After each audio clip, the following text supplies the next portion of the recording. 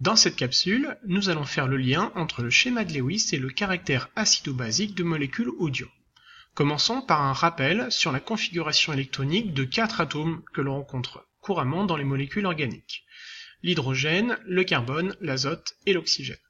Je vous ai rappelé donc la configuration électronique de chacun de ces atomes, et à partir de là on peut en déduire le nombre d'électrons de valence. Pour l'hydrogène, comme il y en a un, le schéma de Lewis sera le suivant. Le carbone en a 4, donc ça nous donne le schéma de Lewis suivant.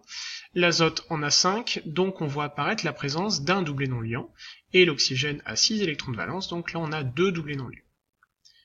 Voyons maintenant un rappel concernant le groupe carboxyle, donc COH, qui correspond à la famille fonctionnelle des acides carboxyliques, et on va pouvoir donc écrire la formule générale des acides carboxyliques suivant le schéma de Lewis, et je vous rappelle que le suffixe donc c'est OIC.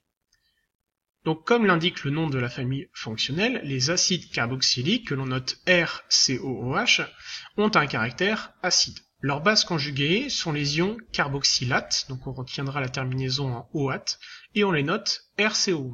Ils forment donc le couple RCOH-RCO-. Si on reprend l'exemple de la capsule précédente, donc l'acide éthanoïque noté CH3COH va libérer un ion hydrogène, puisque c'est un acide, pour former sa base conjuguée que l'on nommera l'ion éthanoate de formule CH3CO-.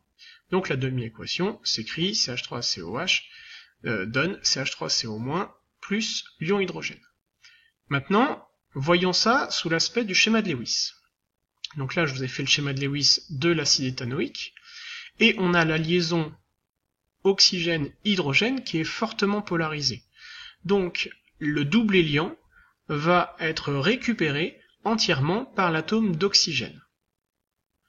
Ce qui fait que l'atome d'oxygène, qui doit avoir logiquement 6 électrons de valence, se retrouve avec 7 électrons autour de lui. Il porte donc une charge formelle négative. Alors que l'ion hydrogène, qui lui, d'habitude a 1 électron de valence, lui se retrouve avec aucun électron. Donc il a une charge formelle de plus 1. Je vous rappelle que les charges formelles, on les entoure. Voyons maintenant le groupe amine que l'on verra plus tard dans l'année.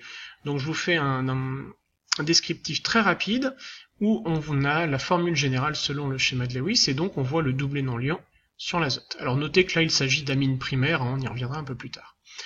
Eh bien les amines ont un caractère basique, donc l'acide conjugué ce sera l'ion alkylammonium que l'on notera RNH3+, et donc ils formeront le couple RNH3+, RNH2. On va prendre l'exemple de la méthanamine. D'accord, on voit bien qu'il y a un carbone, donc méthane, et puis le suffixe amine. Et bien comme c'est une base, il va capter un ion hydrogène pour former son acide conjugué que l'on appellera l'ion méthylammonium. C'est pour ça qu'au-dessus je vous ai marqué alkyle puisqu'on a la terminaison en -il. Et la formule donc de l'ion méthylammonium, c'est CH3NH3+. Alors on va écrire la demi-équation dans le sens de la phrase, c'est-à-dire que c'est la base qui capte l'ion hydrogène pour former l'acide conjugué. Et puis on va utiliser, là encore, les schémas de Lewis. Et bien là, comme l'azote a un doublé non liant, il va l'utiliser pour capter l'ion hydrogène. Et donc on va obtenir l'ion méthylammonium. Alors l'atome d'azote, d'habitude a 5 électrons de valence, là il a seulement 4 électrons autour de lui, donc il a une charge formelle plus 1. Donc, en résumé de cette capsule, vous devez être capable de représenter le schéma de Lewis d'un acide carboxylique, d'un ion carboxylate, c'est-à-dire sa base conjuguée, et faire la même chose pour une amine et son acide conjugué, à savoir l'ion alkylammonium. Voilà, j'espère que vous avez tout compris, et je vous dis à bientôt pour une prochaine capsule.